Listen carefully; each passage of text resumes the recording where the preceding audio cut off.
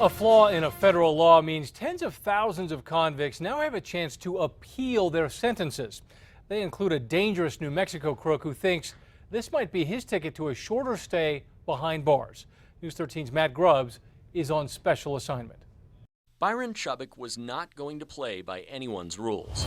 He was a bank robber, a very successful one until he got caught. His tagline was, "Don't worry, I'm going to give this to the poor." Robin the Hood, they called him. Seriously. His arrest in 2000 came after 13 bank robberies around Albuquerque. There was a shootout with the FBI and a standoff that ended with Chubbuck kicking through wall after wall of neighboring apartments as he tried to escape.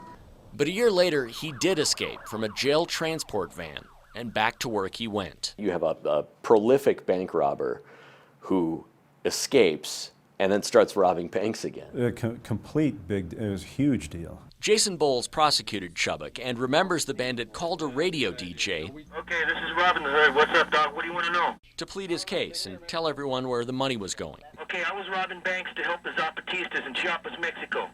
Okay, that kind of got out of hand.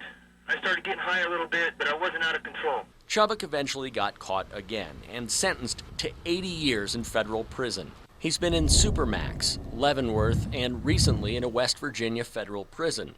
It's there, in solitary confinement, that Byron Chubbuck sent a letter to a judge saying he has finally found a rule he would very much like to follow. The reason Byron Chubbuck wants a federal judge to take another look at his sentence is because of a pair of Supreme Court decisions. And those decisions said, in essence, that Congress did a bad job when it defined what makes a crime a violent felony. And because of that, every person sentenced and considered an armed career criminal using that bad definition deserves to have their punishment re-examined.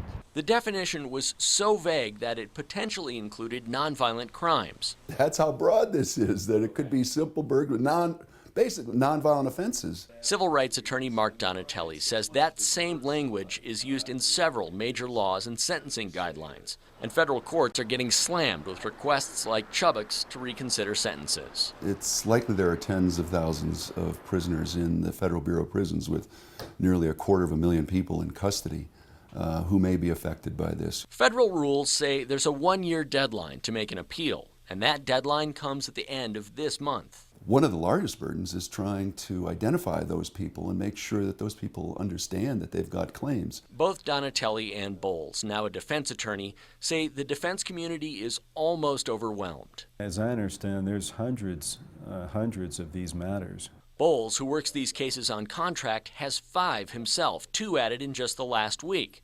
Here in Albuquerque, the chief district judge asked for a list of cases that might be affected by the Johnson ruling. She got back a list of more than 300. The federal public defender agreed, telling KRQE, quote, "We're up against it." Donatelli says it's a monumental task. How do they get in touch with their lawyers? How do they find out if they're eligible? What do they have to do to get into court? Without question, both our attorneys said the laws have kept some violent felons in prison.